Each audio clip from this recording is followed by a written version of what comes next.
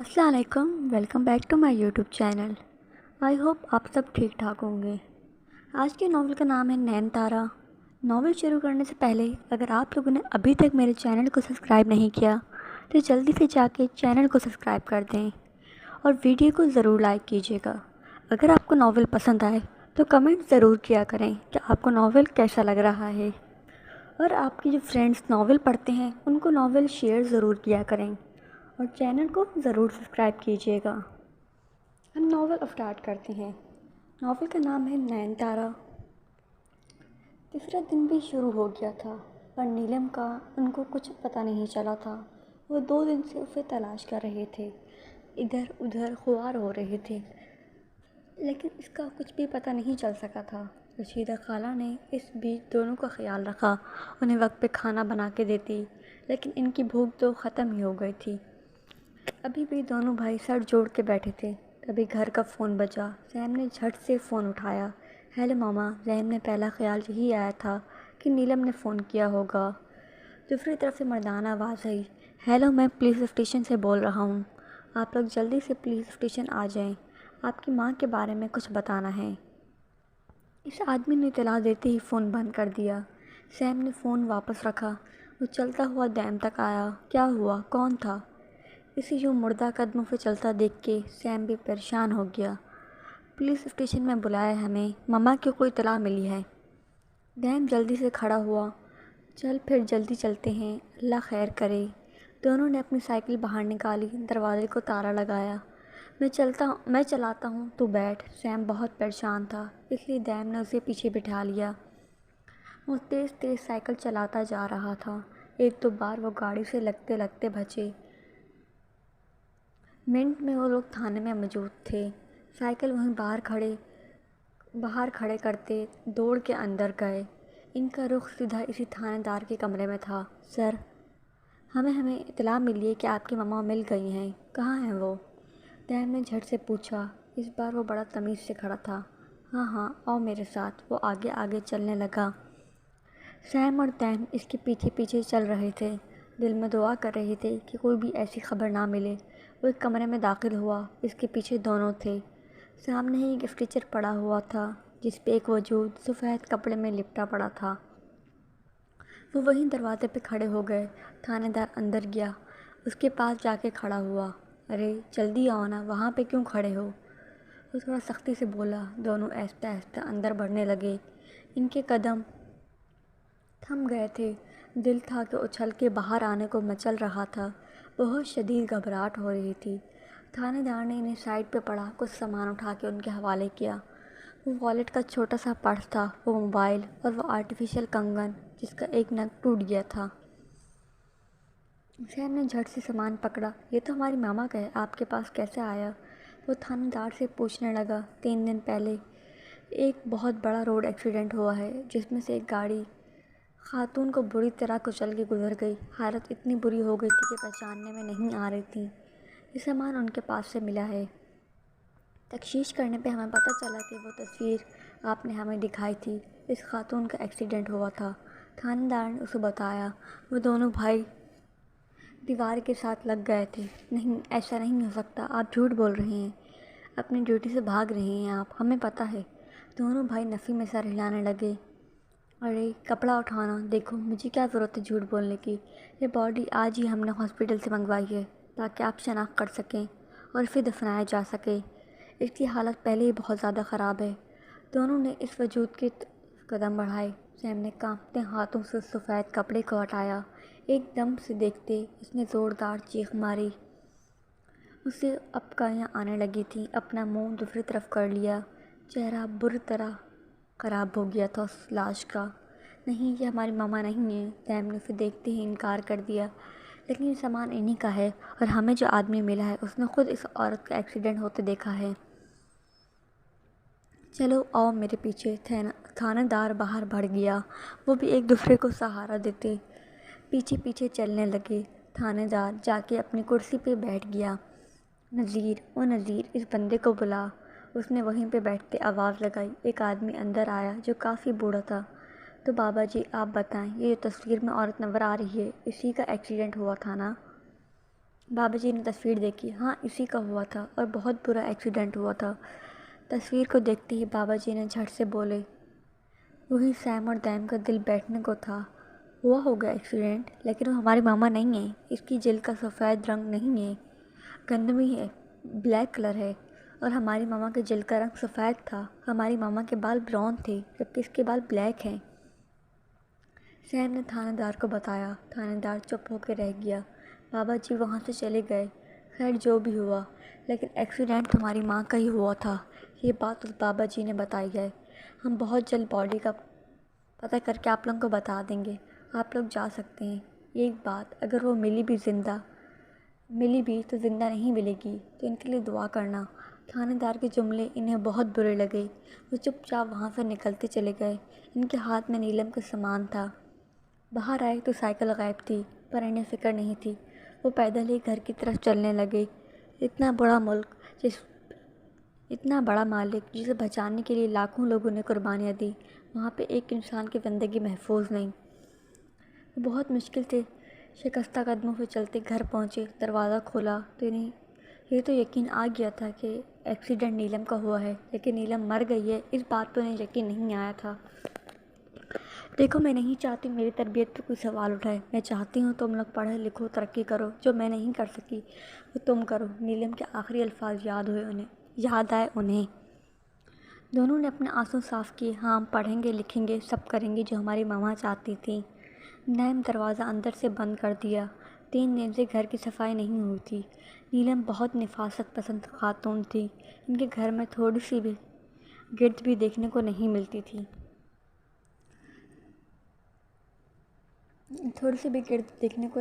تھی۔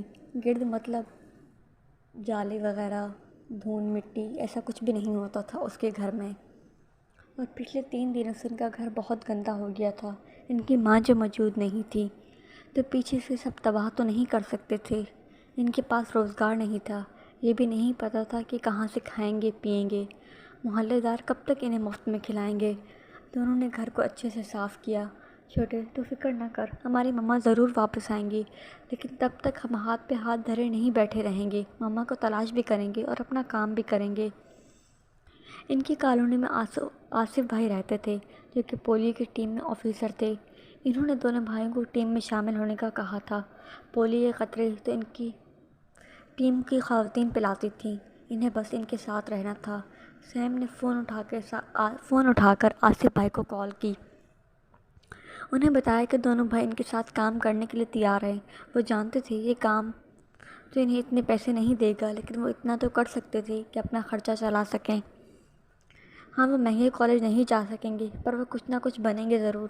آصف بھائی نے انہیں آج ہی آنے کا بول دیا، کیونکہ وہ آج ہی سے پولیو کی مہم شروع کرنے والے تھے، جو تقریباً 1-2 ہفتے تک چلنی تھی۔ اس بیچ انہوں نے مختلف ایریے میں جا کے بچوں کو قطرے پلانے تھے۔ کچھ جگہ پہ خواتین جاتے ہوئے ڈرتی تھیں، کیونکہ وہاں کے مرد ان پہ حملہ کر دیتے تھے۔ ان کے ساتھ مردوں کو بھیجا جاتا تھا تاکہ ان کے ساتھ کوئی بھی بدتمیزی یا بدسلوکی نہ کی جا سکے۔ آج انہوں نے اپنی شرارتوں کو خیر بات کہہ دیا تھا۔ وہ بڑے ہو گئے تھے، کیونکہ نیلم ان کے پاس نہیں تھی۔ ہاں، ان کے بغیر ان پرندوں کی پہلی پرواز ابھری۔ ماضی، مصطفیٰ تارا کو اپنے کمرے میں لے گیا۔ اس کا گھر بہت زیادہ بڑا تھا۔ تارا کا گھر تو 5 دفعہ ملایا جائے تو اس سے ایک مصطفیٰ کا گھر بنے۔ آ جاؤ، ڈر کیوں رہی ہو، کچھ بھی نہیں ہوتا۔ اسے وہیں دروازے پہ کھڑا دیکھا تو مصطفیٰ نے پکارا۔ اس کی پکار پہ وہ اندر آئی۔ ابھی اس نے اندر قدم رکھا ہی تھا، ایک بال اڑتی ہوئی اس کے سر پہ لگی۔ وہ بال اتنی زور سے لگی کہ تارا وہیں پہ اپنی سر تھام کے بیٹھ گئی۔ ارے حورب بلاج، یہ کیا بدتمیزی ہے! مصطفیٰ نے سختی سے دونوں کو ڈانٹا۔ وہیں پیچھے مڑا۔ تارا اپنے سر پہ ہاتھ رکھ کے بیٹھے اسے زور سے دبا رہی تھی۔ اس کی پیشانی سے خون نکل رہا تھا۔ اوہ سوری، یہ بچے ہیں نا، بہت شرارتی ہیں، اس وجہ سے تو کوئی بھی عورت ان کا خیال نہیں رکھتی اور ان کے پاس نہیں رہتی۔ مصطفیٰ نے 2 قدم کا فاصلہ رکھتے اس سے معذرت کی اور جلدی سے کھڑی ہوئی، اپنی پیشانی کو دوپٹے سے صاف کیا۔ کوئی بات نہیں۔ ایک ہاتھ پر پٹی لگی ہوئی تھی، دوسرا ہاتھ اس نے اپنی پیشانی پہ رکھا۔ بچے ہیں، شرارت نہیں کریں گے تو کیا کریں گے؟ اس کے سامنے کھڑے دو پیارے سے بچوں کو دیکھ کے کہا۔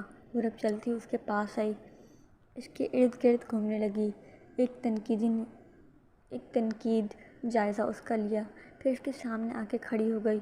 "You are like Barbie girl, یہ ہماری ماما ہے ڈیڈ"، وہ مصطفیٰ سے پوچھنے لگی۔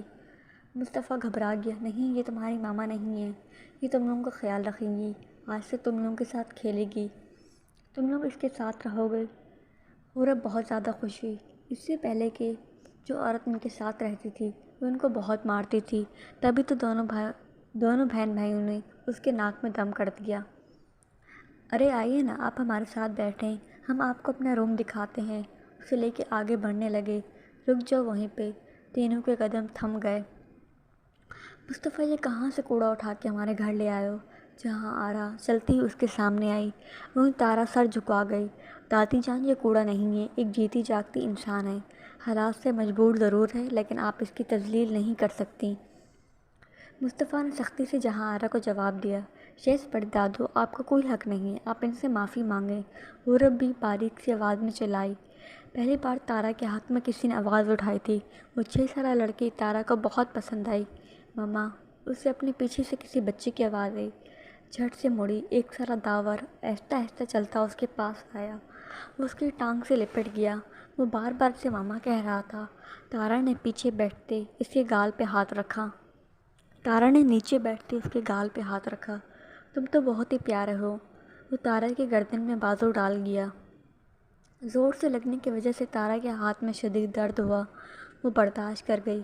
بچہ تھا، اسے تھوڑی پتہ تھا کہ کہاں ہاتھ رکھنا ہے کہاں نہیں۔ وہیں سے جہاں آرا بیگم غصے سے بولی۔ "مصطفیٰ، میں اپنے گھر میں اس لڑکی کو برداشت نہیں کروں گی، ہم خاندانی لوگ ہیں اور ایسے کوڑا کرکٹ ہم اپنے گھر میں پسند نہیں کرتے، جاؤ لڑکی، نکلو میرے گھر سے"۔ "نہیں"، مصطفیٰ نے انہیں ٹوک دیا۔ "معذرت، جتنا یہ گھر آپ کا ہے اتنا ہی میرا ہے، اور یہ میری مرضی سے آئی ہے، میرے بچوں کی تربیت کرے گی، آپ کیا کر رہی ہیں، میرے بچوں کو بگاڑ رہی ہیں"۔ "جاؤ نین، آپ بچوں کے ساتھ، اور بیٹا آپ انہیں کمرہ دکھا دو"۔ غورب اسے اپنے ساتھ لے گئی۔ داور نے تارا کی انگلی پکڑ رکھی تھی۔ وہ تینوں کمرے میں چلے گئے۔ جہاں آرا مصطفیٰ تک آئی۔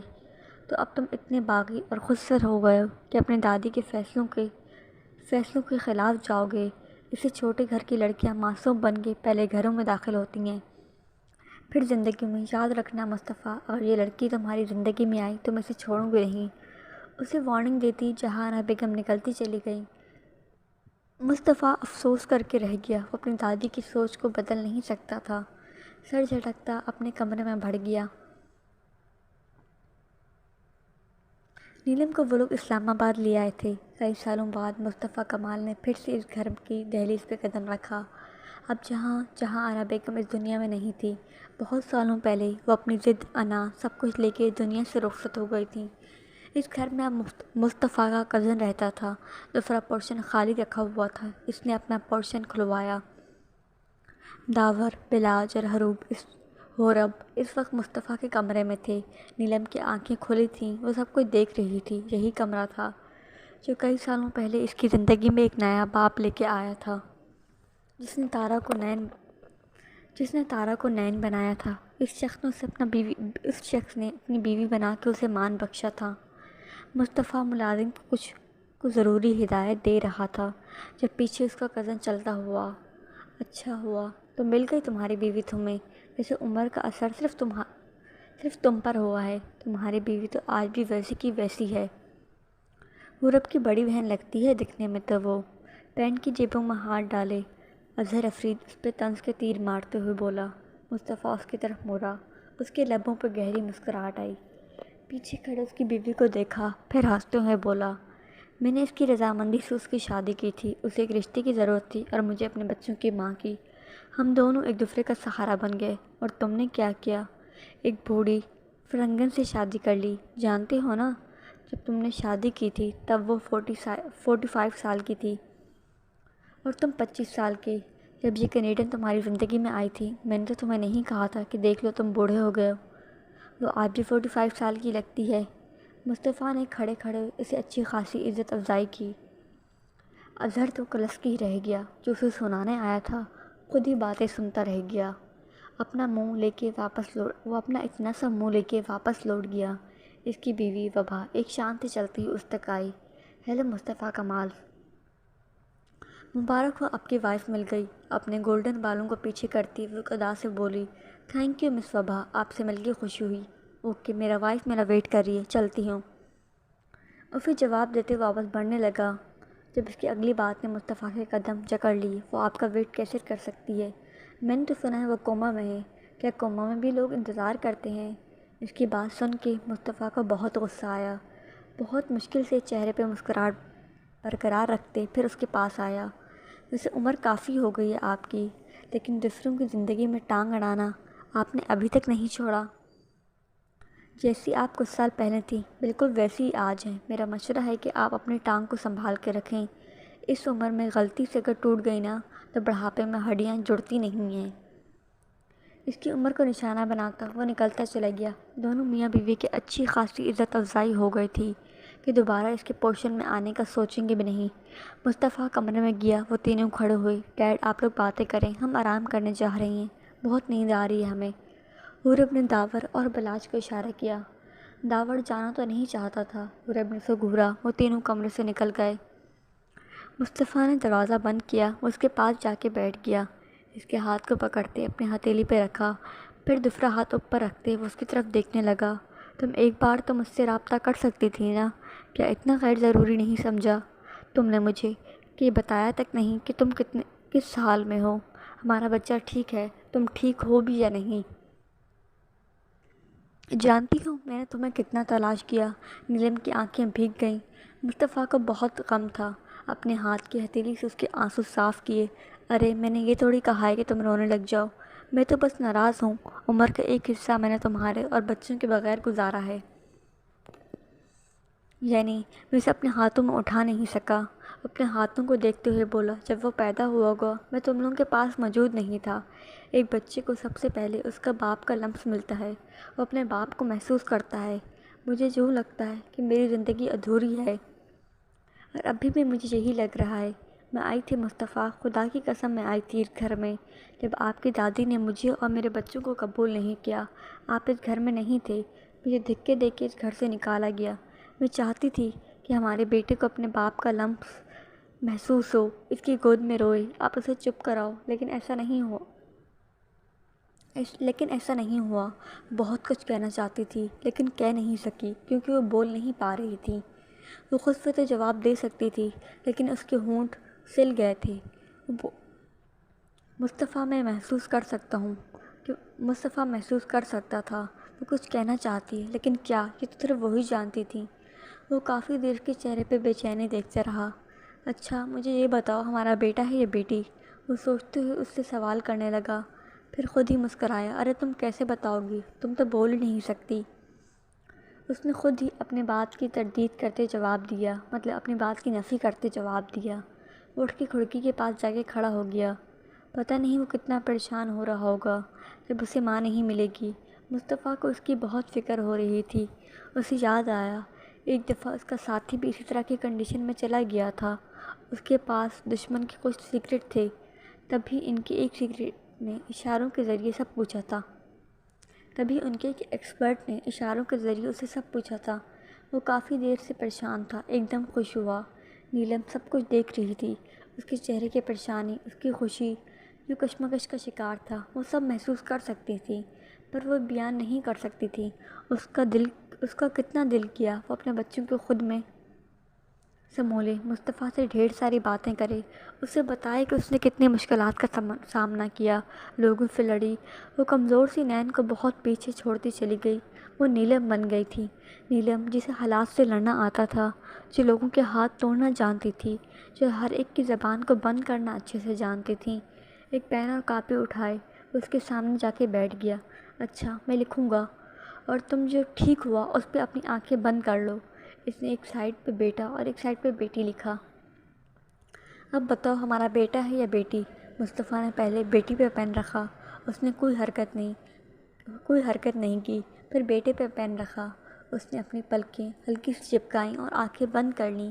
گڈ، مطلب ہمارا بیٹا ہے۔ مصطفیٰ ہمارا بیٹا نہیں، ہمارے بیٹے ہیں، وہ 2 جوڑواں بھائی ہیں۔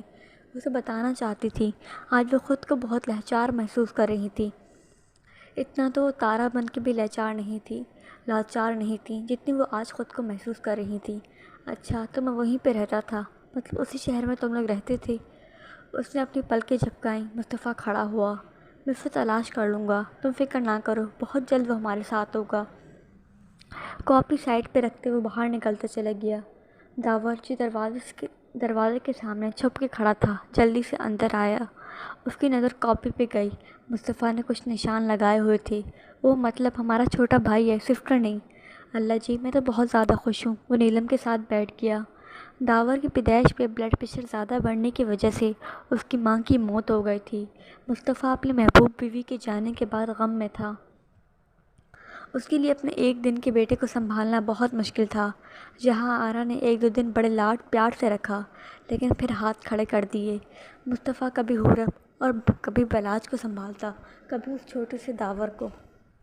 اس کے گھر میں جو بھی عورت آئی وہ اس میں اپنی ماں تلاش کرتا تھا۔ وہ نین تارا ہی تھی جو خود رشتوں کی ترسی ہوئی تھی، جس نے آ کے ان تینوں بچوں کو اپنی آغوش میں لے لیا، مطلب اپنی گود میں لے لیا۔ چلے ہم آرام کریں، میں پھر آؤں گا، اسے کہتا وہ باہر نکل گیا۔ جانے کا دل تو نہیں کر رہا تھا، لیکن نیند سے اس کی آنکھیں بہت بھاری ہو رہی تھیں۔ نیلم چاہتی تھی وہ تھوڑی دیر رک جائے۔ وہ کچھ بول نہیں پا رہی تھی، لیکن اپنی آنکھوں کو تو سکون دے سکتی تھی۔ داور میں سے اپنے سارم اور دیم کی جھلک دے رہی تھی۔ دروازہ بند کرتا کمرے سے نکلتا چلا گیا۔ سیم اور دیم کل سارا دن خوار رہے، اوپر سے اتنا سفر کرنے پر شدید تھکن ہو رہی تھی۔ آج سے پہلے کبھی بھی ان نے اتنا کام نہیں کیا تھا۔ نین جو تھی وہ کئی علاقوں میں پولیو کی ٹیم کے ساتھ گئے۔ دونوں بھائی الگ الگ جگہ پہ نکل گئے تھے، اور یہ پہلی دفعہ ہوا تھا جب ان دونوں نے الگ الگ جگہ پہ کام کیا۔ آج صبح سے ان کی ٹیم نکلی تھی۔ وہ پرانا گاؤں تھا جہاں پہ لوگ پولیو کے قطرے بچوں کے لیے زہر سمجھتے تھے۔ ان کے مطابق حکومت بچوں کو یہ قطرے پلا کے انہیں کمزور کرتی ہے، اور آہستہ آہستہ وہ اپنی زندگی سے ہاتھ دھو بیٹھتے ہیں۔ آج آصف بھائی نے ان دونوں کو اپنے لیڈی ورکر کے ساتھ بھیجا تھا۔ وہ کافی دیر سے چل رہے تھے۔ اچھا سیم اور دیم، تو تم لوگ اسکول سے بھی آئے ہو اور اب کام پہ لگ گئے، کیا تم لوگوں نے کچھ کھایا؟ وہ پختہ عمر کی عورت تھی، ان کا چہرہ دیکھ کے سمجھ گئی تھی دونوں نے کچھ نہیں کھایا۔ ارے ہاں، ہم نے اسکول سے کھایا تھا، بس یہ کام ختم ہو جائے پھر کھا لیں گے۔ دیم نے جلدی سے بات بنائی۔ سیم نے بھی اس کی ہاں میں ہاں ملائی، حالانکہ دونوں ہی بھائی جانتے تھے انہیں کتنی بھوک لگ رہی ہے۔ وہ دروازے پہ پہنچے۔ چلو سنو، یہ جو بندہ ہے نا، بہت ہی اکڑو ہے۔ پچھلی بار بھی ہماری ٹیم کے پیچھے ڈنڈے لے کے لگ گیا تھا۔ اس کے 15 بچے تب تھے جب میں اس سائٹ پہ آئی تھی۔ اب تو کافی عرصہ ہو گیا ہے، میں نے اس سائٹ کا رخ ہی نہیں کیا، بلکہ شہر میں ہی کام کرنا پسند نہیں مجھے۔ اب ایک دوسرے کو دیکھ رہے تھے، کون دروازہ کھٹکائے۔ ارے آپ رکیں، ہم کھٹکاتے ہیں۔ وہ عورت جو دروازہ بجانے لگی تھی اسے دیم نے روکا۔ اگر وہ آدمی باہر آ کے کوئی بدتمیزی کرے گا، تم دونوں کم سے کم سن سکیں گے۔ عورت کو سامنے کرنا اچھی بات نہیں۔ دیم نے دروازہ کھٹکایا۔ کون کمبخت آ گیا جسے گھر میں سکون نہیں؟ تم لوگ اپنے گھر میں مرو، دفع ہو جو ذلیل انسان۔ مجال ہے کہ ایک دن بھی سکھ سے گزارنے دیا ہو۔ اندر سے اس آدمی کے چلانے کی آواز باہر تک آ رہی تھی۔ تینوں نے ایک دوسرے کو دیکھا۔ اس عورت نے انہیں ہوشیار رہنے کا اشارہ کیا۔ آدمی نے دروازہ کھولا۔ سامنے ہی 2 خوبصورت نوجوان کھڑے تھے۔ انہیں دیکھ کے وہ گھبرا گیا۔ پیچھے پولیو کی لیڈی ورکر بھی کھڑی تھی۔ اسے دیکھتے ہی ایک دم اسے غصہ آنے لگا۔ تم پھر سے آ گئی، میں نے کتنی بار منع کیا ہے کہ میرے بچوں کو تمہارے ان قطروں کی ضرورت نہیں، کیوں بار بار آ جاتی ہو ہمیں پریشان کرنے؟